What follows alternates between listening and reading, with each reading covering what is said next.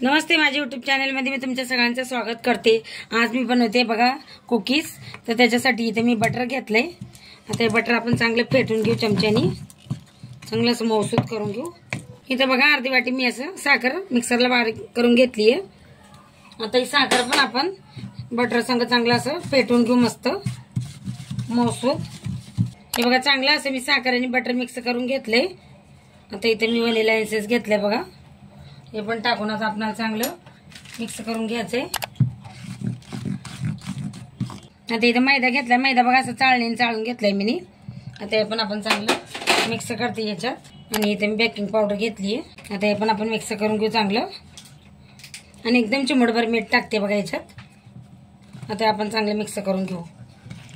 हे बघा हलकसं असं मिक्स करून घेतलंय, आणि एकदम ओलीसं असं दूध टाकायचं। आणि इथे बघा मी चॉकलेट घेतलेत, माझ्याकडे चॉको चिप्स नव्हते म्हणून।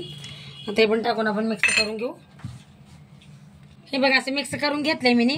हे बघा इथे प्लेटला मी बटर पेपर लावून घेतलंय आणि तेल लावून घेतलंय, आणि असं गोल गोल करून हाताने असं दाबून घेतलंय यांना।